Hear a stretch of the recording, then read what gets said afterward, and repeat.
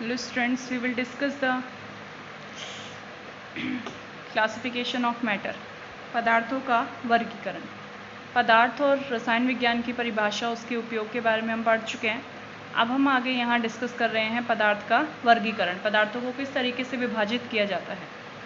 विभाजन की अगर हम बात करें तो पदार्थों को मुख्यतः दो आधारों पर वर्गीकृत किया गया है।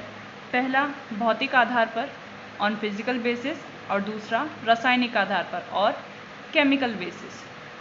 इन दोनों ही आधार पर पदार्थों को फिर से आगे कई भागों में बांटा गया है। भौतिक आधार यानी कि उनकी जो भौतिक गुण हैं उनके तरीके से उनके आधार पर विभाजित किया गया है भौतिक गुणों पर। और रासायनिक आधार यानी कि रासायनिक गुण किस तरीके से उनकी रासायनिक अभिक्रियाएं होती हैं, क्या उनका रासायनिक संगठन है, इस आधार पर पदार्थों को वर्गीकृत किया गया है। पदार्थों को मुख्यतः दो भागों में बांटा गया है, भौतिक आधार पे और रासायनिक आधार पे।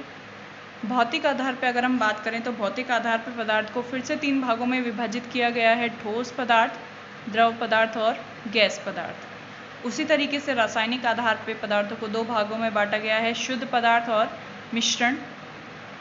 शुद्ध पदार्थ यानी प्योर सब्सटेंसेस, फिर से उन्हें दो भागों में विभाजित किया जाता है, तत्व और यौगिक के रूप में। तत्व जो हैं इनको हम फिर से विभाजित कर सकते हैं धातु, अधातु और उपधातुओं के रूप में। उसी तरीके से यौगिक को भी दो भागों में विभाजित किया जाता है, कार्बनिक यौगिक और अकार्बनिक यौगिकों के रूप में। रासायनिक आधार पे जो दूसरा विभाजन है वो है मिश्रण। मिश्रण दो तरीके के हो सकते हैं, समांगी मिश्रण और विषमांगी मिश्रण। यानी ये पूरा एक फ्लो चार्ट है जिसके थ्रू हम पदार्थों के वर्गीकरण को समझ सकते हैं। अब यहाँ हम एक एक पॉइंट्स को क्लियर करेंगे। सबसे पहले हम बात कर लेते हैं भौतिक आधार पर पदार्थों का वर्गीकरण, जिसमें तीन भागों में पदार्थों को बांटा गया है, ठोस, द्रव और गैस के रूप में। ठोस, द्रव और गैस तीनों के बारे में हम पढ़ चुके हैं छोटी क्लासेस में, तो यहाँ हम उनको एक बार डिस्कस कर लेते हैं फिर से। ठोस, द्रव और गैस में अंतर।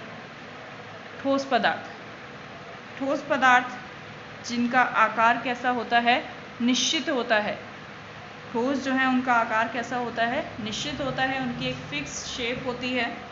द्रव का आकार कैसा होता है, अनिश्चित होता है। उसी तरीके से गैसों का आकार भी कैसा होता है, अनिश्चित होता है। ठोस पदार्थ जो होते हैं उनकी एक निश्चित आकार, एक साइज, एक शेप होती है, जबकि द्रवों का कोई आकार नहीं होता है। आप उनको जैसे बर्तन में रखोगे वो उसी का आकार ले लेते हैं। जैसे दूध या पानी की अगर हम बात करें तो दूध या पानी को आप जिस ग्लास में भरोगे तो वो ग्लास की शेप ले लेगा। उसको आप किसी खुले बर्तन में रखोगे, बड़े बर्तन में रखोगे तो वो उसका आकार ले लेगा। थाली में रखोगे तो थाली का आकार ले लेगा। तो इस तरीके से द्रव जो है उनका आकार कैसा होता है, अनिश्चित होता है। उसी तरीके से गैसीय पदार्थ जो होते हैं उनका आकार भी कैसा होता है, अनिश्चित होता है। गैसों का कोई आकार नहीं होता है। जैसे अगर हम बात करें धुएं की, अगरबत्ती का धुआं है, अपने आप में गैस है एक तरीके से, तो उसका कोई आकार नहीं है। जितना उसको स्पेस मिलता है, जितने उसको जैसे उसका आकार मिलेगा उसी आकार में वो क्या होते जाते हैं, फैलते जाते हैं। तो गैसों का कोई भी आकार नहीं होता, यानी कि गैसों का आकार कैसा होता है, अनिश्चित होता है। दूसरा गुण, ठोसों का आयतन कैसा होता है, निश्चित होता है। आयतन का मतलब कि वो कितना स्थान घेरते हैं। कोई भी पदार्थ जिस स्थान को घेरता है, जितना स्थान घेरता है, वो उसके आयतन द्वारा निर्धारित होता है। और प्रत्येक पदार्थ का आयतन जो है वो निश्चित या अनिश्चित हो सकता है। ठोस पदार्थों का आयतन जो है वो निश्चित होता है, यानी कि वो कितना स्थान घेरेंगे ये फिक्स होता है। फॉर एग्जाम्पल, अगर एक किताब की हम बात करें तो एक किताब चाहे बैग में रखी हो या फिर ज़मीन पर रखी हो या किसी टेबल पर, उसके द्वारा घेरा गया स्थान जो है वो क्या होगा, समान ही रहेगा। ठीक है। अगर हम इस डस्टर की ही बात करें तो इस डस्टर ने यहाँ पे इतने एरिया को क्या कर रखा है, घेर रखा है। इतनी जगह इसने कवर कर रखी है। जितने स्पेस में डस्टर रखा है उतनी जगह पे आप किसी भी दूसरी वस्तु को नहीं रख सकते हो। तो जितनी जगह इसने घेरी हुई है ये इसका क्या हो जाएगा, आयतन हो जाएगा। जितना एरिया ये घेरेगा वो इसका क्या कहलाएगा, आयतन कहलाएगा। तो इस पार्ट में ये एरिया जो है इसका क्या बन जाएगा, आयतन बन जाएगा। स्पेस में भी हम बात करें, इसकी ऊंचाई में भी हम बात करें, तो कोई भी वस्तु और ये आयतन हमेशा क्या रहेगा, समान ही रहेगा। ठोस वस्तुएं जो होती हैं उनका आयतन हमेशा क्या रहता है, समान। इस डस्टर को आप चाहे यहाँ रखो, इस बुक पे, इस रजिस्टर पे रखो, किसी टेबल पे रखो या बैग में, इसके द्वारा घेरा जाने वाला स्थान जो है वो हमेशा क्या रहेगा, समान ही रहेगा। तो ठोसों का आयतन कैसा होता है, निश्चित होता है। द्रवों की अगर हम बात करें तो द्रवों का आयतन भी क्या होता है, निश्चित होता है। द्रव भी निश्चित आयतन रखते हैं, यानी उनके द्वारा घेरा गया स्थान क्या रहता है, समान रहता है। इसको हम इस तरीके से समझ सकते हैं कि अगर हम बात करें कि हमने 1 गिलास पानी लिया है, तो उस 1 गिलास पानी को आप चाहे जग में रखो, किसी थाली में रखो या गिलास में रहने दो, वो 1 गिलास है तो वो 1 गिलास ही रहेगा। फॉर एग्जाम्पल जनरली हम जो लिक्विड्स होते हैं, जो द्रव पदार्थ होते हैं, उनको लीटर में नापते हैं। अगर आपके पास 1 लीटर दूध है तो वो 1 लीटर दूध जग में डालोगे तो भी 1 लीटर ही है, उसको आप किसी बड़े भगोने में रखोगे तो भी वो 1 लीटर है, या किसी थाली में रखोगे तब भी वो 1 लीटर ही है। कहने का मतलब उसका आकार हर बार बदल सकता है, उसको जैसे बर्तन में रखोगे वो उसकी शेप ले लेगा, लेकिन उसका आयतन हर बार क्या रहेगा, निश्चित ही रहेगा। 1 लीटर का 1 लीटर ही रहेगा, कम या ज़्यादा नहीं होगा। तो द्रव जो है उनका कोई आकार नहीं होता, लेकिन उनका आयतन कैसा होता है, निश्चित होता है। गैसों का आयतन अनिश्चित होता है, गैसों का कोई आयतन नहीं होता। गैसों को कोई निश्चित स्थान नहीं होता है, जितना स्थान उनको मिलेगा वो उतने ही स्थान को क्या करती जाती हैं, घेरती जाती हैं। तो इनका आयतन कैसा होता है, अनिश्चित होता है। फॉर एग्जाम्पल अगर हम यहाँ बात करें कि अगरबत्ती का धुआं जो है, अगरबत्ती हमने कमरे के किसी एक कोने पे जलाई और कमरे को बिल्कुल बंद कर दिया, तो अगरबत्ती का धुआं उस पूरे कमरे में क्या होगा, फैल जाएगा, ठीक है, और वहीं तक लिमिटेड हो जाएगा। लेकिन अगर उस कमरे के दरवाजे और खिड़कियों को खोल दिया जाए तो वही धुआं पूरे घर में क्या होगा, फैल जाएगा। तो इस तरीके से जो गैस है, जो धुआं है, उसका कोई निश्चित आयतन नहीं है कि वो कितनी जगह घेरेगा, उसको जितनी ज़्यादा जगह मिलती है वो उतनी जगह में फैलता जाता है। तो द्रव गैसों का कोई निश्चित आयतन नहीं होता, यानी कि इनका आयतन भी क्या होता है, अनिश्चित होता है। इस तरीके से ठोसों के बात अगर हम करें तो उनका आकार और आयतन दोनों निश्चित होते हैं। द्रवों का आकार निश्चित नहीं होता, लेकिन आयतन कैसा होता है, निश्चित होता है। और गैसों का ना तो आकार और ना ही आयतन निश्चित पाए जाते हैं, यानी कि दोनों ही कैसे होंगे, अनिश्चित होंगे। तीसरे गुणधर्म की अगर हम बात करें, ठोस के परमाणुओं के मध्य आकर्षण बल सर्वाधिक होता है। ठोस के जो कण होते हैं, जो पार्टिकल्स होते हैं, उनमें सबसे ज़्यादा आकर्षण बल पाया जाता है, और आकर्षण बल अधिक होने की वजह से ही उनके मध्य में जगह या स्थान बहुत कम होती है और उनका आकार जो है वो कैसा हो जाता है, निश्चित हो जाता है। ठोस के जो परमाणु होते हैं, ठोस के जो कण होते हैं, वो एक दूसरे के साथ बहुत ही मजबूती से क्या होते हैं, बंधे हुए होते हैं ठोस पदार्थों के, और इसीलिए वो बहुत कठोर होते हैं, उनको दबाना क्या होता है, बहुत ही मुश्किल होता है। तो अगर हम यहाँ बात करें कि ठोस के जो पार्टिकल्स होते हैं वो एक दूसरे के साथ में बहुत मजबूती से बंधे हुए होते हैं, और इनकी जो मजबूती से बंधे हुए होने का कारण है कि इनके मध्य में क्या पाया जाता है, आकर्षण बल, जिसकी वजह से ये एक दूसरे को अपनी तरफ क्या करते हैं, खींच के रखते हैं, एक दूसरे को बांधे हुए रखते हैं। तो ठोस पदार्थ जो है उनमें आकर्षण बल, उनके परमाणुओं के मध्य में आकर्षण बल क्या होता है, सर्वाधिक पाया जाता है, सबसे ज़्यादा आकर्षण बल होता है। द्रवों के परमाणुओं के मध्य में आकर्षण बल ठोस की तुलना में कम होता है, लेकिन गैसों की तुलना से अधिक होता है, यानी कि ठोस और गैस के बीच का आकर्षण बल पाया जाता है द्रवों में। द्रव जो हैं वो ठोस से कुछ कम आकर्षण बल दर्शाते हैं, लेकिन गैसों की तुलना में ज़्यादा आकर्षण बल दर्शाते हैं। गैसों में परमाणुओं के मध्य आकर्षण बल सबसे कम होता है, लगभग नगण्य, लगभग ना के बराबर आकर्षण बल होता है, बहुत ही कम आकर्षण बल पाया जाता है। इसीलिए इसकी जो कण होते हैं, वो पार्टिकल्स जो होते हैं, वो एक दूसरे से बहुत अधिक दूरी पर रहते हैं और आसानी से इधर उधर फैलते हैं, उनका कोई आयतन निश्चित नहीं हो पाता है।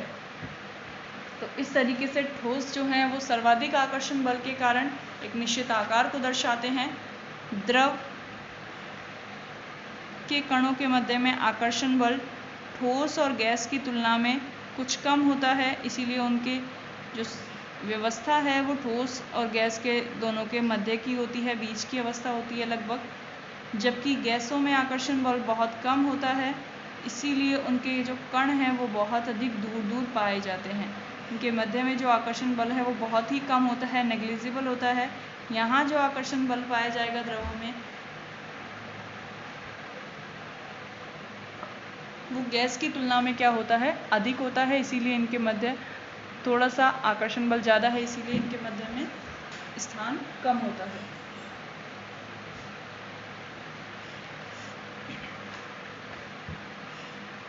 अगले गुण की हम बात करें, ठोसों के परमाणुओं के मध्य रिक्त स्थान सबसे कम होता है। वही सेम पॉइंट, आकर्षण बल बहुत ज़्यादा है, इसीलिए इनके मध्य में रिक्त स्थान क्या होता है, बहुत ही कम होता है। इनके मध्य का जो ये जगह है, दो कणों के बीच की जो जगह है वो बहुत ही क्या होती है, कम होती है। तो इनके मध्य में जो रिक्त स्थान पाए जाते हैं वो बहुत ही कम पाए जाते हैं, और इसी वजह से जब इनके मध्य में स्थान ही नहीं है, ये ऑलरेडी बहुत टाइट पैक होते हैं, बहुत कसे हुए होते हैं, एक दूसरे के साथ जितना ज़्यादा पास आ सकते हैं उतने पास होते हैं। इसीलिए अगर हम इनको दबाएं, ऊपर से इन पर दबाव डालें, इनको प्रेशराइज करें, तो दाब डालने पर भी इनको दबाना संभव नहीं होता, यानी इनकी संपीड्यता कैसी होती है, नगण्य होती है। संपीड्यता का मतलब कि अगर किसी वस्तु को दबाया जाए, उसको प्रेशर डाला जाए और वो दबती है, तो वो उस गुण उसका क्या कहलाता है, संपीड्यता।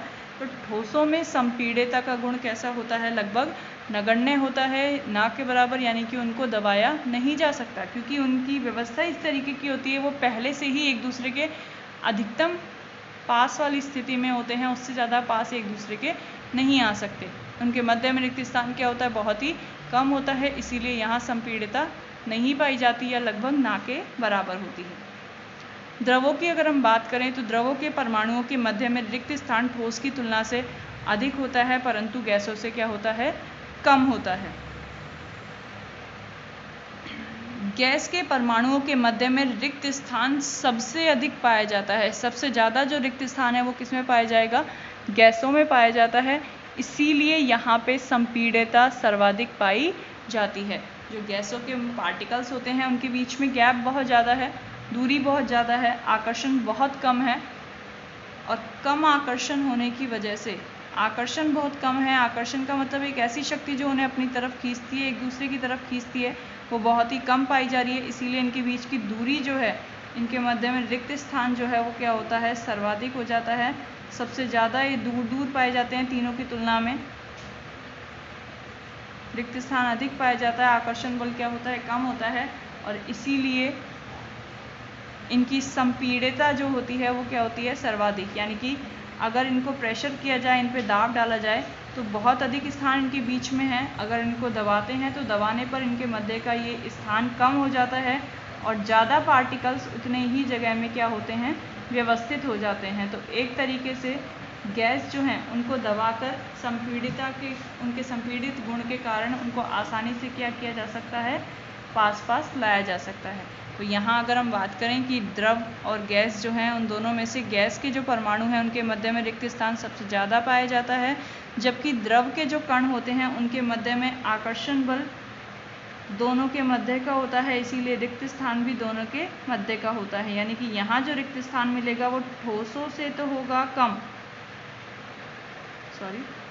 ठोसों से तो होगा अधिक, जबकि गैसों की तुलना में रिक्त स्थान क्या होता है, कम होता है द्रव पदार्थों में। ठीक है, आकर्षण बल सबसे ज़्यादा ठोस में और रिक्त स्थान सबसे ज़्यादा गैस में, और द्रव पदार्थ दोनों के मध्य के होते हैं। द्रवों में भी कुछ संपीडिता का गुण पाया जाता है, क्योंकि इनके मध्य में रिक्त स्थान उपस्थित है, इसीलिए इनको भी संपीडित करना संभव होता है। इनको अगर प्रेशराइज किया जाए, इन पर दबाव डाला जाए, तो इनको संपीडित करके इनके कणों को पास लाया जा सकता है, और इनके मध्य के रिक्त स्थान को क्या कर सकते हैं, कम कर सकते हैं।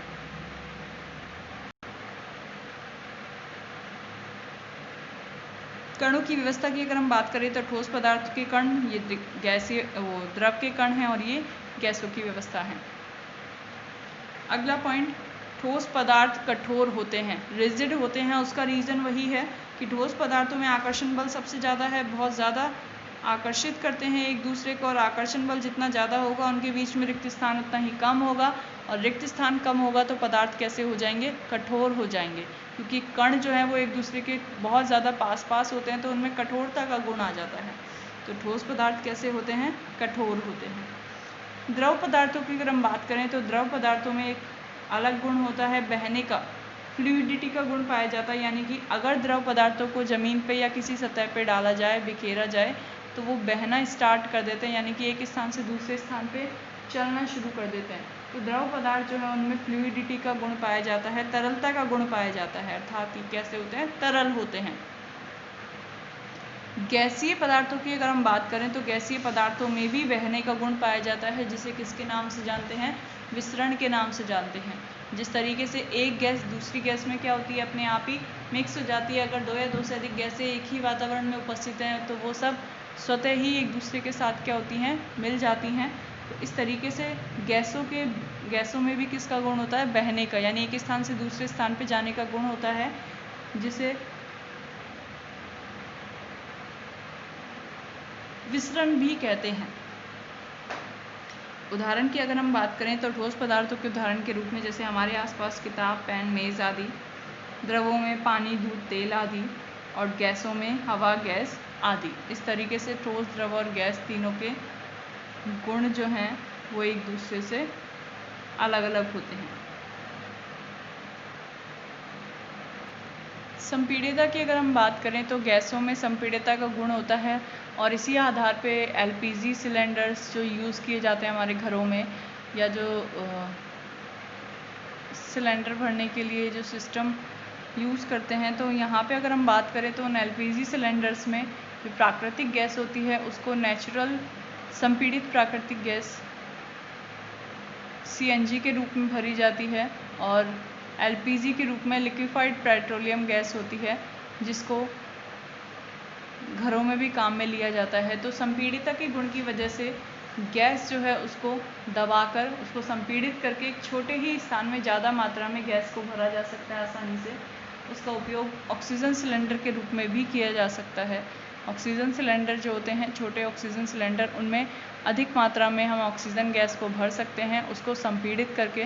तो संपीड़ित करके ज़्यादा अमाउंट में जो गैसीय पदार्थ हैं वो एक छोटी सी जगह में आसानी से आ सकते हैं।